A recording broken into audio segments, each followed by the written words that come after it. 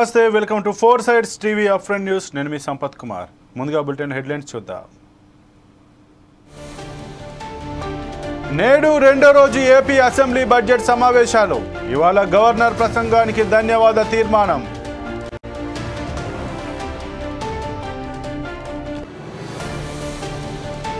మూడు రోజుల పోలీస్ కస్టడీకి వల్లభనేని వంశీ. లాయర్ సమక్షంలో విచారణకు అనుమతి.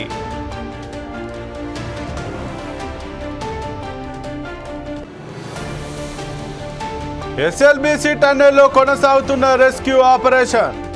8 మందిని కాపాడేందుకు ఎడతెగని ప్రయత్నాలు.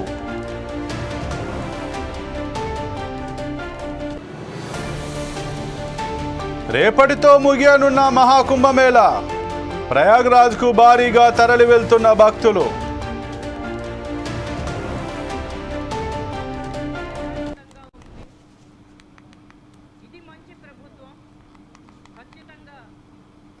రెండో రోజు ఏపీ అసెంబ్లీ బడ్జెట్ సమావేశాలు ప్రారంభమయ్యాయి. నిన్న తొలి రోజు ఉభయ సభలను ఉద్దేశించి గవర్నర్ అబ్దుల్ నజీర్ ప్రసంగించారు. అయితే ఇవాళ శాసనసభ, శాసన మండలి రెండు సమావేశమవుతాయి. శాసనసభలో గవర్నర్ ప్రసంగానికి ధన్యవాదాల తీర్మానం ఉంటుంది. ఎమ్మెల్యే కూన రవికుమార్ సభలో ధన్యవాదాలు తీర్మానాన్ని ప్రవేశపెడతారు. తర్వాత గవర్నర్ ప్రసంగంపై చర్చ జరుగుతుంది. గవర్నర్ ప్రసంగంపై ధన్యవాదాల ప్రకటన చేస్తారు సీఎం చంద్రబాబు. శాసన మండలిలో ఏపీ ఎంఆర్డీ సవరణ ఆర్డినెన్స్ను మంత్రి నారాయణ ప్రవేశపెడతారు. తర్వాత గవర్నర్ ప్రసంగానికి ధన్యవాదాల తీర్మానంపై చర్చ జరుగుతుంది. శాసన మండలిలో కూడా గవర్నర్ ప్రసంగానికి ధన్యవాదాలు తెలుపుతూ సభ్యులు ప్రసంగిస్తారు. నిన్న ఉభయ సభలను ఉద్దేశించి గవర్నర్ ప్రసంగించారు. ఇవాళ జరుగుతున్న సమావేశాలను మాత్రమే మొదటి రోజు సమావేశాలుగా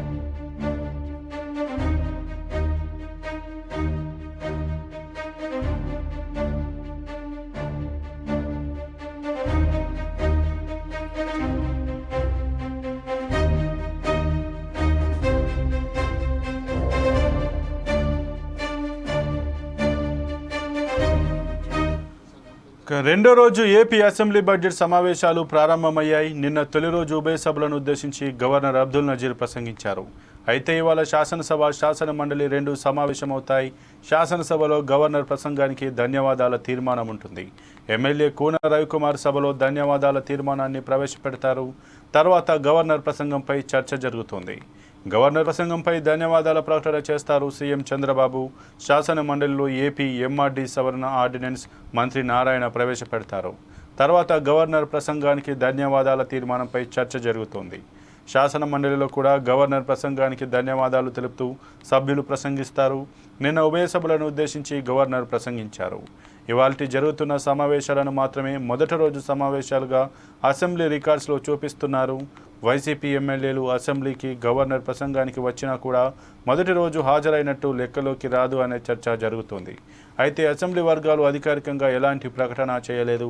గవర్నర్ ప్రసంగించే రోజు కేవలం సమావేశాలు ప్రారంభమైన రోజు అని, స్పీకర్ అధ్యక్షతన జరిగే సమావేశాలు ప్రారంభమైన రోజును మొదటి డేగా కౌంట్ చేస్తారంటూ చెప్పారు.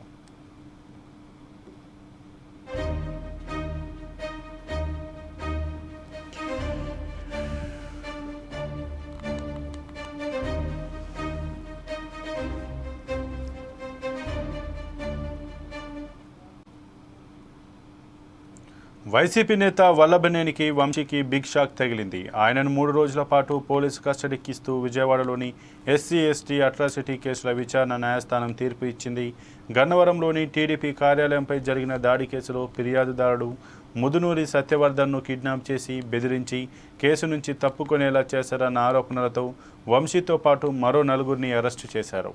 ఈ కేసులో మరిన్ని వివరాలు తెలుసుకోవడానికి వంశీ నుంచి స్వాధీనం చేసుకోవాల్సిన వస్తువుల గురించి ఆయనను 10 రోజుల కస్టడీకి ఇవ్వాలని విజయవాడ పటమట పోలీసులు కోర్టులో పిటిషన్ దాఖలు చేశారు.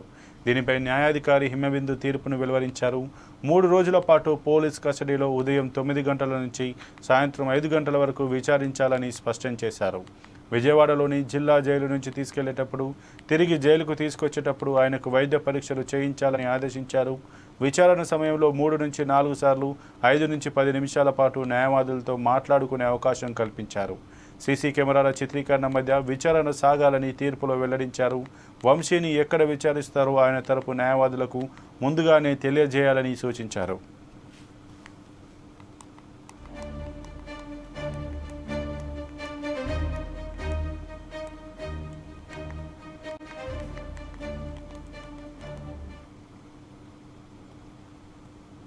ప్రతిపక్ష హోదా అనేది ముఖ్యమంత్రి స్పీకర్ ఇస్తే తీసుకునేది కాదని డిప్యూటీ సీఎం పవన్ కళ్యాణ్ అన్నారు. ఆ హోదాను ప్రజలు ఇస్తారని పవన్ చెప్పారు. వైసీపీకి ప్రజలు కేవలం 11 సీట్లను మాత్రమే ఇచ్చారని అన్నారు. రాష్ట్రంలో రెండో అతిపెద్ద పార్టీ జనసేన అని, జనసేనకు వచ్చినన్ని సీట్లు కూడా వైసీపీకి రాలేదని ఎద్దేవా చేశారు.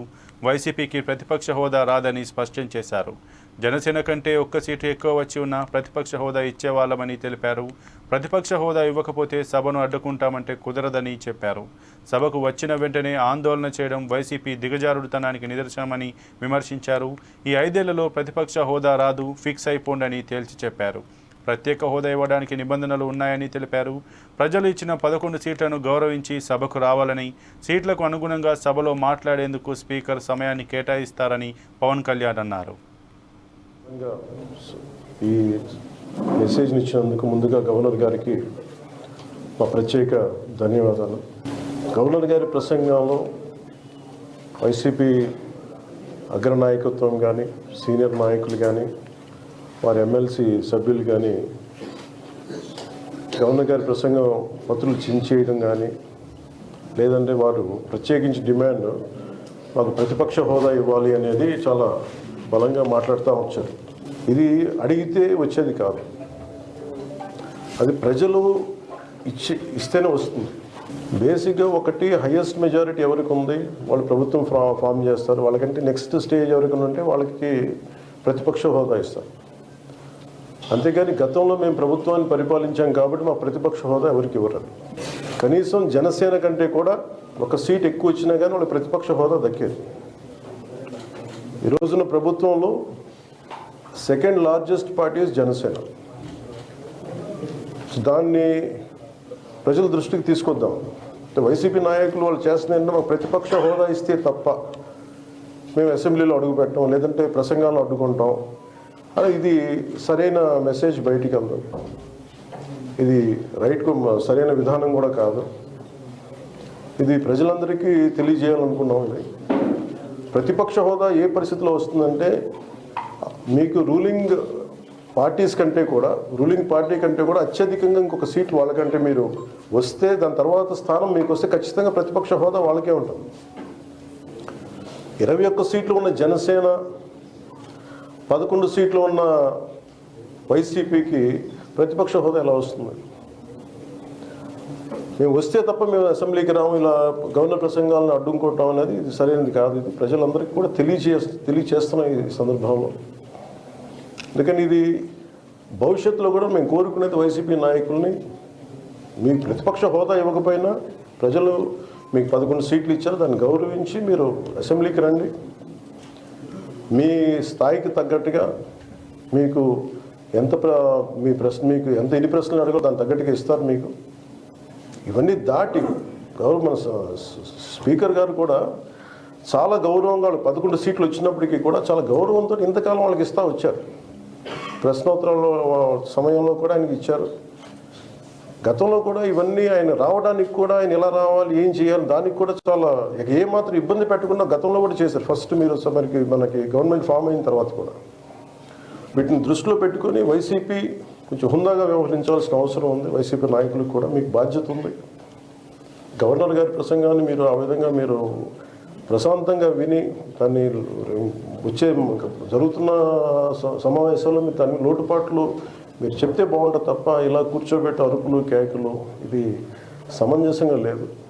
అంటే అర్ధాంతరంగా ప్రతిదానికి అసెంబ్లీలోకి రాగానే గొడవ పెట్టుకోవాలి, దేన్నైనా విభేదించాలనేది ఇది ఒక చాలా లో లెవెల్ ఆలోచన విధానం, లో లెవెల్ స్ట్రాటజీ. అది ప్లీజ్ మీరు అప్గ్రేడ్ అవ్వండి.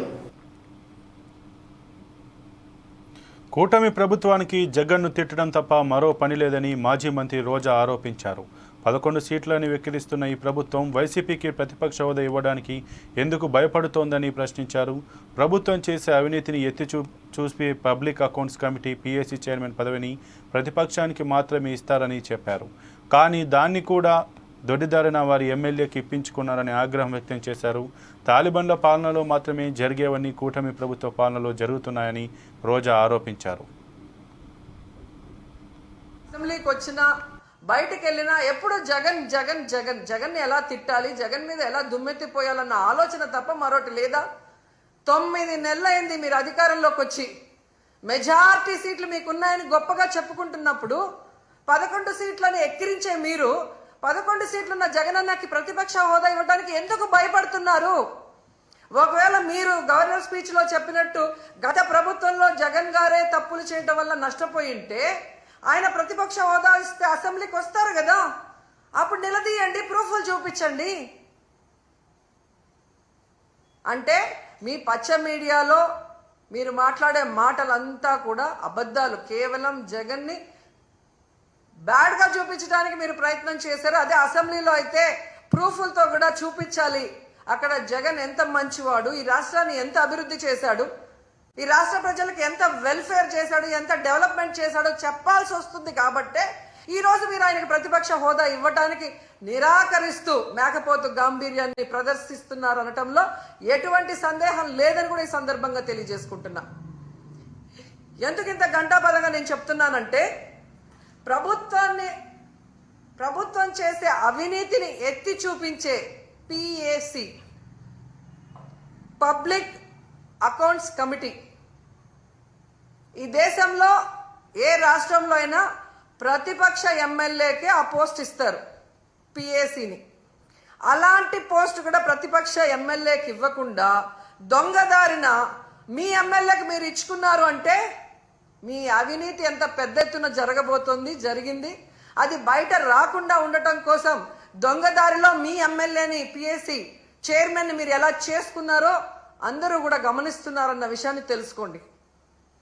ఎందుకంటే దేశంలో ఏ రాష్ట్రంలో లేనటువంటి విధంగా ఈరోజు ఈ పిఏసి చైర్మన్ని మీరు తీసుకోవటం అనేది చూస్తుంటే, గతంలో ఎక్కడో విన్నాను తాలిబాన్ల పాలనలో మాత్రమే ఇలా జరిగిందని, తర్వాత నారా చంద్రబాబు నాయుడు గారి పరిపాలనలోనే ఇలా జరిగింది అనేది చరిత్రలో చరిత్రహీనుడిగా మీరు నిలిచిపోతున్నారని కూడా ఈ సందర్భంగా తెలియజేసుకుంటున్నాను. తెలంగాణలో మరోసారి ఎన్నికల నగారా మోగింది. ఎమ్మెల్యే కోట, ఎమ్మెల్సీ ఎన్నికలకు సంబంధించిన షెడ్యూల్ను కేంద్ర ఎన్నికల సంఘం విడుదల చేసింది. తెలంగాణలో మొత్తం 5 స్థానాలకు ఎన్నికలు జరగనున్నాయి. మార్చి 3న ఎన్నికలకు నోటిఫికేషన్ విడుదల కానుండగా మార్చి 10 వరకు నామినేషన్లకు తుది గడువు ఇచ్చారు. మార్చి 20న పోలింగ్ జరగనుంది. అదే రోజు ఫలితాలు కూడా వెల్లడి కానున్నాయి. ప్రస్తుతం ఎమ్మెల్సీలుగా కొనసాగుతున్న హసన్ మీర్జా, ఎగ్గ మల్లేశం, షేరి సుభాష్ రెడ్డి, మహమూద్ అలీ, సత్యవతి రాథోడ్ పదవీ కాలం మార్చి 29న ముగుస్తుండగా ఖాళీ కానున్న ఈ స్థానాలకు ఎన్నికల షెడ్యూల్ విడుదల చేశారు. ప్రస్తుతం రాష్ట్రంలో 2 టీచర్, 1 గ్రాడ్యుయేట్ ఎమ్మెల్సీ స్థానానికి ఎన్నికలు జరగనున్నాయి. Medak, Adilabad, Nizamabad, Karimnagar teacher, graduate MLC స్థానంతో పాటుగా నల్గొండ, ఖమ్మం, వరంగల్ టీచర్ స్థానానికి ఈ నెల 27న పోలింగ్ జరగనుంది. ఈ 3 ఎమ్మెల్సీ ఎన్నికలకు బీఆర్ఎస్ పార్టీ దూరంగా ఉన్నట్లు తెలుస్తోంది. కాంగ్రెస్, బీజేపీ, పలువురు స్వతంత్ర అభ్యర్థులు పోటీ చేస్తున్నారు. పోలింగ్ తేదీ దగ్గర పడుతుండటంతో అభ్యర్థులు ప్రచారాన్ని ముమ్మరం చేశారు. ఎవరికి వారు గెలుపుపై ధీమా వ్యక్తం చేస్తూ ఓట్లను అభ్యర్థిస్తున్నారు. ప్రచారంలో భాగంగా అడ్వకేట్లు, డాక్టర్లు, టీచర్లు, లెక్చరర్లు, నిరుద్యోగ గ్రాడ్యుయేట్లు ఆత్మీయ సమ్మేళనాలు నిర్వహిస్తూ వారి ప్రచార శైలిలో ముందుకు దూసుకువెళ్తున్నారు.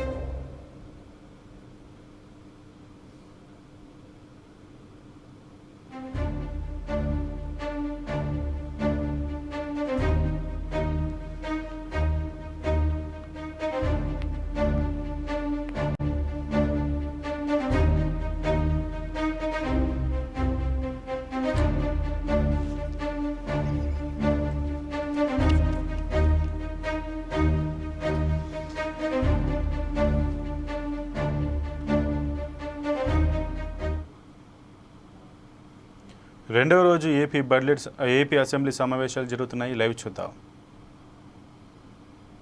పాటుగా అనేక అంశాలు నష్టం కనపడింది. ఒకటి, ఆర్థిక వ్యవస్థల దుర్వినియోగం. ఆర్థిక వ్యవస్థలన్నింటినీ పూర్తి స్థాయిలో దుర్వినియోగం చేశారు. కార్పొరేషన్ల నుంచి కూడా లోన్లు తీసుకొచ్చి అది లెక్కల్లో రాకుండా చాలా దుర్మార్గమైన వ్యవహారం నడిపారు. ఈ ఆర్థిక వ్యవస్థలో ఒక సిస్టమ్ లేదు. అసెంబ్లీ ఉంది, బడ్జెట్ పాస్ అవుతుంది, బడ్జెట్ ప్రకారం కేటాయింపులు ఉంటాయి, ఆ కేటాయింపుల ప్రకారం మరి ఖర్చు పెట్టాలి అనేది లేదు. ఎప్పటికీ ఏ అవసరం వస్తే దానికి అనుకూలమైన విధానం తీసుకురావటం. అదేవిధంగా సహజ వనరుల దోపిడీ. సహజ వనరులు ఉన్నాయి అధ్యక్ష. మన రాష్ట్రంలో అనేక సుదీర్ఘమైన తీర ప్రాంతం ఉంది, ఇసుక ఉంది, అదేవిధంగా బాక్సైట్ ఉంది, అలాగే గ్రానైట్ ఉంది, ఇతర సహజ వనరులు చాలా ఉన్నాయి. అన్నిటినీ కూడా ఆఖరికి మన్యం ప్రాంతం అని చూడకుండా, అటవీ ప్రాంతం అని చూడకుండా అన్ని ప్రాంతాలని దోపిడీ చేశారు. మరొక అంశం, రాష్ట్ర వనరుల మళ్లింపు చేశారు. ఈ దోపిడీ ఏ స్థాయికి వచ్చేసిందంటే ఇప్పుడు ఎంక్వైరీల మీద ఎంక్వైరీలు వేసుకున్నా కూడా మనకు ఒక 2-3 సంవత్సరాలు పట్టే పరిస్థితిగా ఉంది. అటవీ శాఖ మంత్రి, మైనింగ్ శాఖ మంత్రి అటవీని దోచేస్తాడు, మైన్స్ దోచేస్తారు. ఆ దోపిడీ ఏ స్థాయికి వెళ్ళిపోయిందంటే స్పష్టంగా అర్థమవుతుంది, వారి వ్యక్తిగత ఆస్తులు పెరిగిపోయినాయి. ముఖ్యమంత్రి గారి, ఆ మంత్రులవి, అదేవిధంగా మరి ఆ నాయకులందరి కూడా ప్రజాప్రతినిధుల ఆస్తులు పెరిగినాయి తప్ప రాష్ట్ర ఆర్థిక పరిస్థితి చాలా దారుణంగా మారిపోయింది. అంతేకాకుండా కేంద్ర పథకాలు, ప్రాయోజిత పథకాలు ఉన్నాయి. ఈ కేంద్ర ప్రాయోజిత పథకాలన్నింటినీ కూడా ఆల్మోస్ట్ రద్దు చేశారు. 93-94 పథకాలు కేంద్ర ప్రాయోజిత పథకాలు ఉంటే ఆ పథకాలన్నింటినీ రద్దు చేశారు. కారణం ఏంటంటే మ్యాచింగ్ గ్రాంట్ ఇచ్చే పరిస్థితి లేదు. మ్యాచింగ్ గ్రాంట్ ఇవ్వకపోవడం వల్ల కేంద్రం నుంచి వచ్చే నిధులు ఆగిపోయినాయి. వచ్చిన నిధుల్ని దారి మళ్లించడం అనేది ఈ ప్రభుత్వం చేసిన ఈ గత 2019-24 మధ్య జరిగిన విషయం. అయితే దీన్ని సరిచేయాలి. 7 శ్వేతపత్రాలు తెచ్చినంత మాత్రాన పని అవ్వదు. అది ఒక మార్గం చూపిస్తుంది, ఎన్ని రకాల దోపిడీ జరిగింది, ఆ దోపిడీని ఏ స్థాయిలో దీన్ని మరి సరిచేయడానికి అవకాశాలు ఉన్నాయనే అంశాలని దృష్టిలో పెట్టుకొని అనుభవాన్ని రంగరించిన ముఖ్యమంత్రి గారు తిరిగి ఈ రాష్ట్రాన్ని గాడిలో పెట్టడానికి ఒక దార్శనికమైన ఆలోచన దృక్పథాన్ని ఈ రాష్ట్రం ముందు ఉంచారు.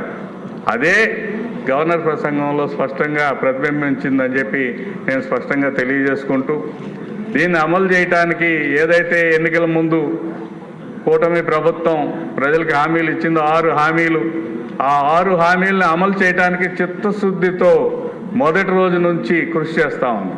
అందులో భాగంగా మొట్టమొదటిగా రాష్ట్ర ఉద్యోగస్తుల పరిస్థితి చాలా దయనీయంగా మారిపోయింది అధ్యక్ష. మొట్టమొదటిగా ప్రభుత్వాన్ని నడపాలంటే మనతో పాటుగా, ప్రభుత్వంతో పాటుగా ఉద్యోగస్తులు కూడా అవసరం. ఆ ఉద్యోగస్తులకి జీతాలు ఎప్పుడు వస్తాయో తెలియదు. 1వ తారీఖు వస్తుందా అంటే నమ్మకం లేదు. అసలు 1వ తారీఖు ఏనాడు 2019-24 మధ్యకాలంలో రాలే. 7వ తారీఖు వస్తుందా, 8వ తారీఖు వస్తుందా, 15 వస్తుందా, 24 వస్తుందా, కొంతమందికి కొన్ని నెలలు రాదా.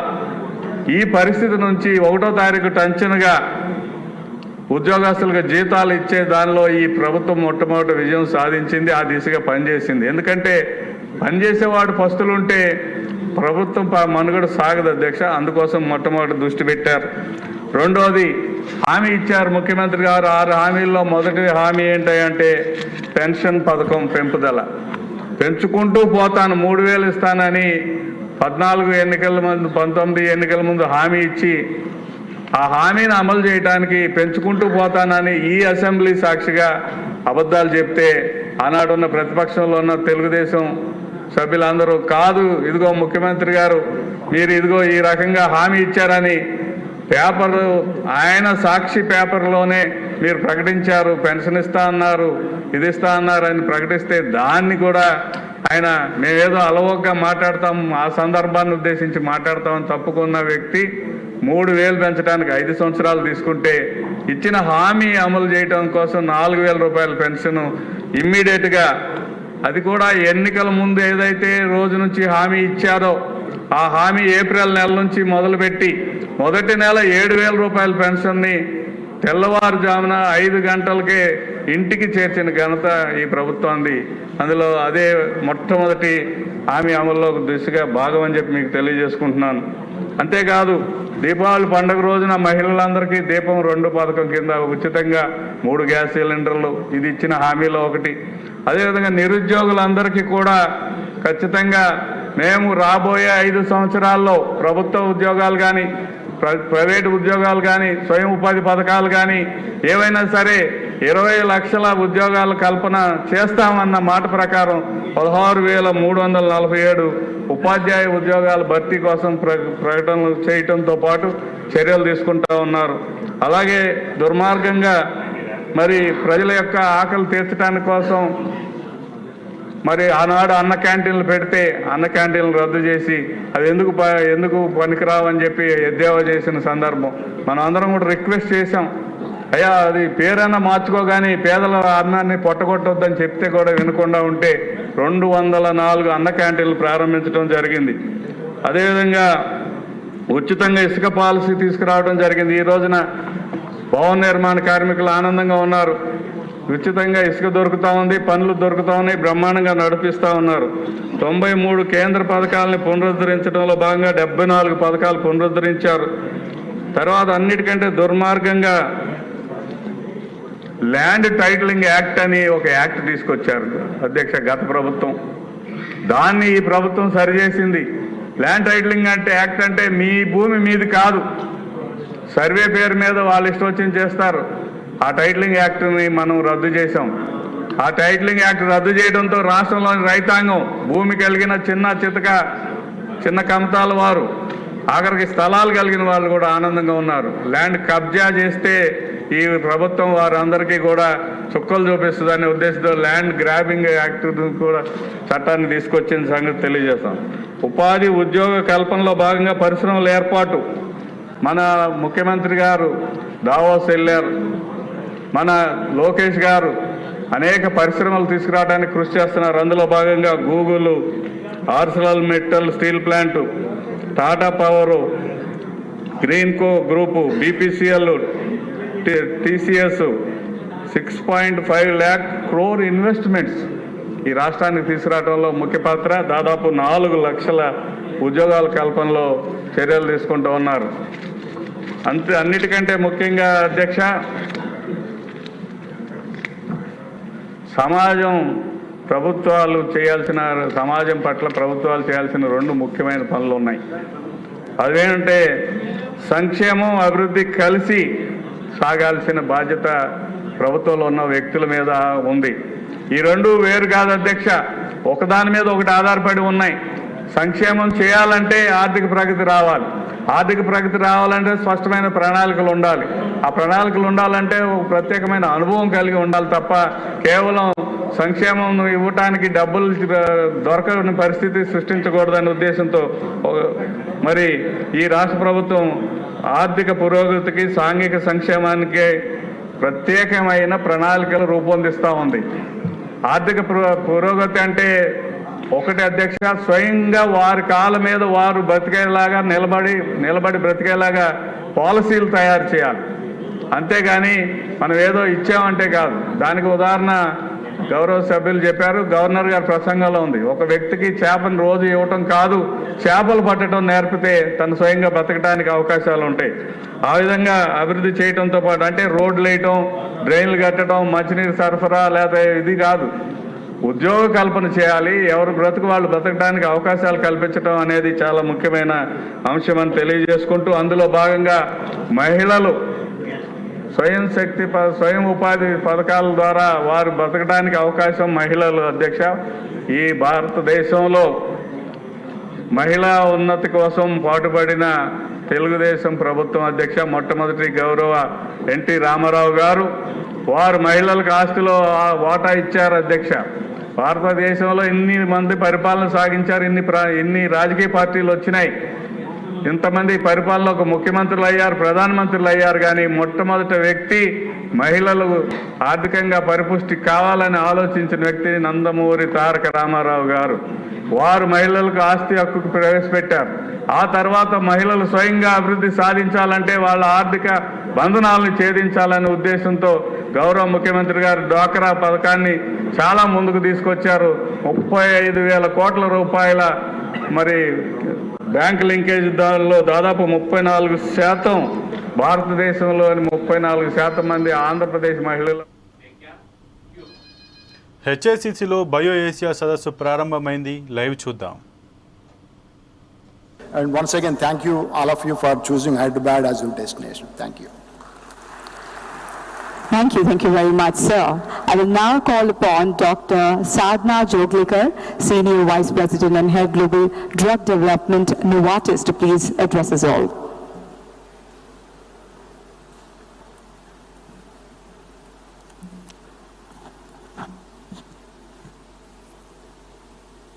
Good morning, everyone. Honorable Chief Minister Revant Reddy, Honorable IT Minister, dignitaries on the dais, dignitaries off the dais, and my fellow colleagues. It's truly an honor today to stand here at the inaugural ceremony of the 22nd edition of BioAsia. Over these last 22 years, BioAsia has really become synonymous with what I consider as reimagining or redefining possibilities and acting as a catalyst of change within the life sciences and the healthcare services. Tell me one other conference in India that the likes of Bill Gates, Satya Nadella, Paul Polman, ex-CEO of Unilever, Soumya Swaminathan, and several others have graced. And that speaks volumes about the deliberations, the takeaways, and the importance of this summit. And I believe this has not happened by accident. It has not happened by chance. And therefore I thought it would be appropriate to take a pause and recognize the efforts of the state of Telangana and the government of Telangana in providing and enabling this to happen. Having worked in the pharmaceutical industry for 25 years in India and outside of India, both in Asia and outside of Asia, having seen governments work with academia, with pharmaceutical industry at close quarters, I can truly say with my hand on my heart that what I see in Telangana and with Telangana government is nothing short of awe-inspiring. Here is a government which is approachable. Here is a government which is responsive. Here is a government which has a vision, and a long-term vision, not a 1 year, 2 year vision, and most importantly, has the commitment to follow through to transform this vision into reality. And all of this while ensuring that it stays a true partner to all stakeholders. And who better than Novartis to talk about it? A company that started its journey in Hyderabad way back in 2007, opened its labs in Genome Valley in 2011, much before even the birth of the state of Telangana. A company that has grown its footprint from 200 to more than 8,500 people here, a company that has transformed the word GCC from Global Capability Center to a Global Corporate Center, having end-to-end presence in several functions, including R&D. And now taking a leadership role in shaping the ecosystem in partnership with the government in terms of whether you talk about scientific innovation symposium, where you get the brains, the deep science brains from across the country to come under one roof and discuss the progress of science. Or take the example of NEST, which is an attempt to again work with the academic ecosystem to expose young, bright minds from academia to the real world challenges that the pharma industry faces. But the reason I share all of this with you is because this would not have been possible without the progressive and visionary government of Telangana. So thank you very much. We were extremely grateful for this support and wish to communicate and convey our commitment to the country and to the state from the senior leadership of Novartis. And with that, I take great pleasure in wishing BioAsia 2025 a grand success and look forward to many more editions of this summit. Thank you. Thank you very much, ma'am. Now let's hear from Mr. Som Chattopadhyay, National Executive, Amgen India, apparently a popular man too.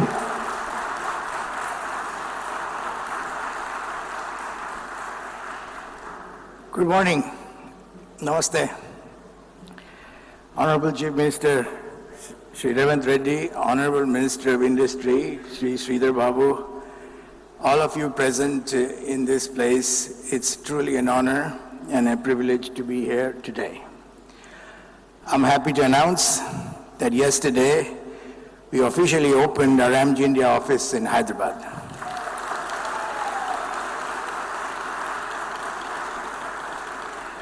It was special because it was blessed by the Telangana government and our chairman and CEO, Bob Bradway.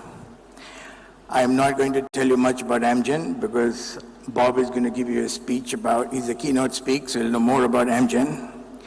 But we are really excited to be part of the Hyderabad ecosystem, which has become synonymous with innovation and excellence. Our site here is a technology and innovation center, not a GCC. We plan to integrate the best talent with the best technology, with the best science to solve complex challenges, unlock new possibilities, and serve more patients globally.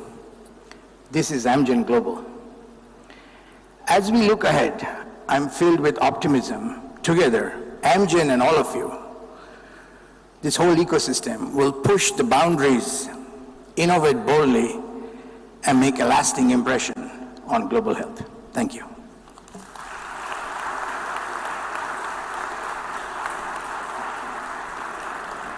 Thank you very much, sir. Now, ladies and gentlemen, before we proceed further, may I request everyone to please turn their attention onto the screen for a very special video message from Borghi Brende, President and CEO of the World Economic Forum. Can we have the video, please? Distinguished guests, ladies and gentlemen, it's a real privilege to address you today at the BioAsia 2025. This year's summit is a timely reminder of the critical role innovation and collaboration play in transforming healthcare systems and improving lives worldwide. Just last month, at the World Economic Forum's annual meeting in Davos, we gathered under the theme, Collaboration in the Intelligence Age. Global leaders explored how technology and cross-sector partnerships can address the world's most pressing challenges, including, of course, in healthcare. Today's summit continues that conversation from Davos with a focus on tangible solutions to improve global health outcomes. Telangana is at the forefront of this transformation. Big congratulations on that. As the home to over 1,800 life sciences, pharmaceutical and health tech companies, and as a manufacturer of 1/3 of the world's vaccines, it has become a global hub for healthcare innovation. In the past year alone, over 140 global companies have established a presence here, reinforcing Telangana's position as a leader in shaping the future of global health. At the World Economic Forum, we believe that advancing global health requires not only technological breakthroughs, but also cross-border collaboration, inclusive policymaking, and shared accountability. This is why our partnership with the Center for the Fourth IRR, Telangana, is so vital. Together we are working to accelerate the bioeconomy, advance digital health adaptation, and improve workforce well-being, all key pillars in building a more resilient and equitable healthcare system. We will set new benchmarks for excellence, ensuring that the benefits of innovation reach every community around the world. And thank you for joining us on this critical and consequential journey. Thank you. Check. Thank you, Mr. Bende and the World Economic Forum. We truly appreciate your collaboration with C4IR Telangana in driving innovation and collaboration in the life sciences sector. Thank you very much. Now I would like to request Mr. G.V. Prasad, Co-Chairman and Managing Director, Dr. Reddy's Laboratories, to share his remarks. Good morning, Honorable Chief Minister Revanth Reddy Garu, Minister for Industries and Commerce, Sridhar Babu Garu, and Dr. Young. It's a great honor to be here. And I had a long speech, but I'm going to cut it very short since you all want to listen to the Chief Minister. As I reflect back, Dr. Reddy's was founded in the year 1985. At that time, there were maybe about 10 companies making pharmaceuticals, APIs. And from there, we have come a very long way. We've become a global leader in APIs, in generics, a very big force in biosimilars, a strong presence in CDMO and contract research, and some signs of innovation. So we should all be very proud of what Hyderabad has achieved under the leadership, really mature leadership, political leadership, the very resourceful and dynamic entrepreneurs from Telangana, and we moved a very big way. So we should really congratulate ourselves for this. We've also created an ecosystem which has become a positive spiral, from APIs to generics, to biosimilars, to innovation, to services, and corporate hospitals, which are also part of the ecosystem. Together, I think we really are a force now. But like somebody said, we have to move. We have to move beyond these businesses, which are largely based on work somebody else has innovated and we do better. From there, we have to go to innovate. And that is a big, steep change for all of us. But it is in the realm of the possible. I urge all entrepreneurs, pharmaceutical companies, and local industry to look at this, the opportunity to innovate, find opportunities to serve diseases which are very specific to India, and other such things which are not invested on by large pharmaceutical companies in the world because of economic reasons. And like China has created a very vibrant local market for innovation, I think India also has to do that. We have to find ways to give premium to innovation, so that will spur a lot more innovation. If you see the way China has moved in the last 10-15 years, from almost very little innovation to become the second most innovative nation in biotech and pharmaceuticals in the world, it's possible for us. It requires committed political leadership with long-term orientation. We have that.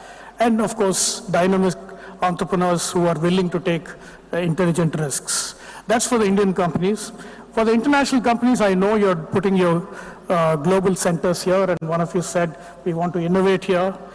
We need to do a lot more of that. We have to bring your core innovation to this country. This is a country of 1.5 billion, and the market is very, very big for any disease you look at. So instead of just limiting yourself to the World Innovation Centers, we must bring your core R&D operations into India. With these two messages, I want to thank all of you and have a great seminar and great event today. Thank you.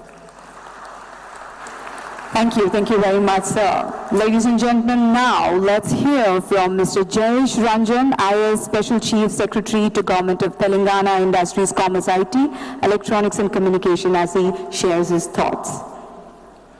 Thank you very much, Honorable Chief Minister, Honorable Minister for Industries and IT, Her Excellency Governor of Queensland, Dr. Young, dignitaries of the dais, participants, guests.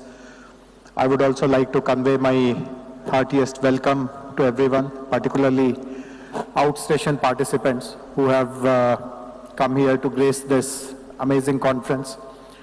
This is the 22nd edition, and we come across very, very few seminars or conferences or events that have had such a long run and which become bigger and better and more enriching year after year. In fact, there is a global body of investment promotion organizations. It is called WIPA, World Association of Investment Promotion Agencies, and BioAsia is showcased there as a case study on how for 22 years we have conducted this. So in the events industry, these kind of events are called properties. So they speak about this BioAsia property, how this property has become bigger, how it has fulfilled multiple objectives, how different stakeholders find value in this property, and what is happening today and tomorrow. And of course, day zero of BioAsia is also very important. So what happened yesterday, these 3 days are going to be phenomenal. What happened yesterday, I would just like to give a brief account. Of course, we learned that the Amgen's India Innovation and Technology Center was inaugurated by Honorable Chief Minister and Honorable Minister and their Chairman and CEO. But something else also equally significant happened. We had the inaugural of Miltenyi Biotech's facility in the Genome Valley, which is the first center of excellence on cell and gene therapy in the country. And the privilege that it is happening in Telangana, in Hyderabad, should not be lost on anyone. In fact, this I'm very, very confident will pave the way for next generation technologies, what Dr. G.V. Prasad and others spoke about, to make India their hub. And under the leadership Honorable Minister for Industries, we are now developing a policy which we are calling Next Gen Life Sciences Policy. So Hyderabad, as we all heard, has done exceedingly well in pharmaceuticals, in vaccines, in biotech R&D, in medical devices, in the confluence of digital and life sciences. But what are the next generation technologies, the frontier technologies to conquer? Cell and gene is of course very important. Genomics, personalized medicine, advanced manufacturing, all of these will be a very key part of our forthcoming Next Gen Life Sciences Policy. And there is a lot to really look up and look forward to in Hyderabad, and we continue to seek everyone's cooperation and support. So may all of us together continue our patronage and our commitment to this event called BioAsia, and continue to make Hyderabad and Telangana our go-to destination for setting up our businesses and new initiatives. Once again, warm welcome to all of you. Thank you very much. Thank you very much, sir, for the encouraging words. Ladies and gentlemen, let's move on to our next session, the Genome Valley Excellence Award. I'm sure you all were waiting for this. The Genome Valley Excellence Award has achieved the stature of the most eminent award in the field of life sciences. Year on year, distinguished personalities have been presented with this coveted honor. Over the years, the Genome Valley Excellence Award has garnered prominence as a coveted recognition within the life sciences fraternity, and has become synonymous with groundbreaking innovation, cutting-edge research, and transformative impact. So we are delighted to confer this year's award to Professor Patrick Tan for his extraordinary contribution, ladies and gentlemen. On that note, I would like to request our Honorable Chief Minister, sir, to do the honors of presenting the Genome Valley Excellence Award 2025 to Professor Patrick Tan, ladies and gentlemen. I would also request our Honorable Minister for Industries along with Mr. Ranjan and Mr. Nagappan to join in congratulating Professor Patrick Tan. Ladies and gentlemen, let the claps keep rolling, ladies and gentlemen. Come on. The recipient of the Genome Valley Excellence Award 2025, Professor Patrick Tan. Congratulations, sir. And thank you, dignitaries, to do the honors. Now let's welcome Professor Tan to share his thoughts and give his acceptance speech.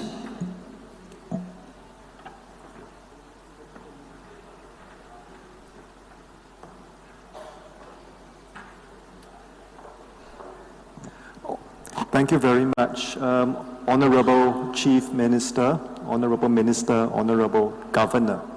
Thank you for gracing today's occasion. I stand before you here extremely honored, humbled, overwhelmed by this award.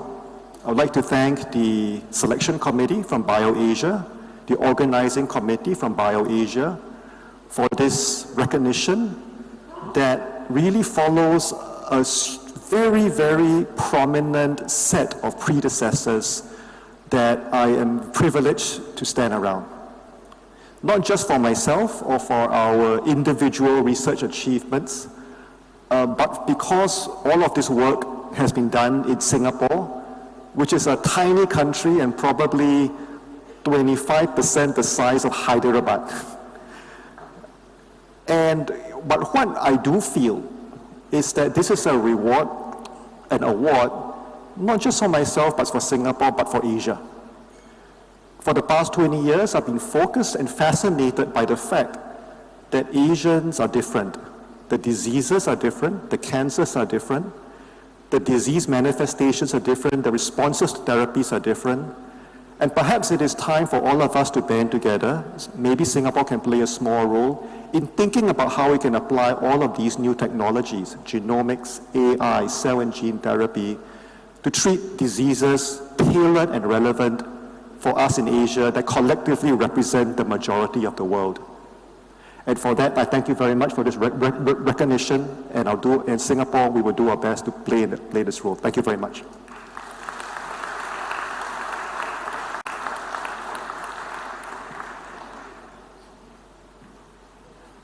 Thank you, sir, and once again, congratulations to Professor Tan. And now to address us all, may I request Her Excellency, the Honorable Dr. Janet Young, ACPSM, Governor of Queensland, Australia, to please share her insightful thoughts. Thank you. The Honourable Chief Minister, the Honourable Minister for Industries and Commerce. I would also like to acknowledge the Honourable Ros Bates, MP, who is Queensland's Minister for Finance, Trade, Employment and Training, and shows the importance that we place on BioAsia and this relationship. Distinguished guests, ladies and gentlemen, as the Governor of Queensland, I would first like to express my sincere gratitude to all of those we have been involved with in the warm welcome you've given us in arriving here to BioAsia 2025. Of course, Queensland and India will always enjoy a very, very special bond through our mutual love of cricket. But even more important than that, I might say, is the increasing collaboration in the field of life sciences. Queensland is home to world-class research institutions, advanced healthcare technologies, and a robust life sciences sector. But we have so much to learn from you, and we are looking forward to that. Hyderabad's BioAsia 2025 is the key focus of our mission to India, And given my own background in health and health policy, I'm very much looking forward to meeting BioAsia delegates from across the region who work at the forefront of life science innovations. Queensland has 20 delegates representing 10 Queensland companies and research institutions at BioAsia 2025. And later today we'll launch our showcase of world-leading health innovations being exhibited at this region's premier global health tech and life sciences event. I invite you all to pop by. BioAsia is key to Queensland as it promotes investment and collaboration in health industries such as biopharmaceuticals, digital health, medical devices and advanced therapeutics. As such, we have representatives from 4 of Queensland's major tertiary research institutes, the University of Queensland's Australian Institute for Bioengineering and Nanotechnology, Queensland University's Clinical Trials Centre, the University of the Sunshine Coast, and QIMR Berghofer Medical Research Institute, all here this week to meet with key Indian partners and stakeholders.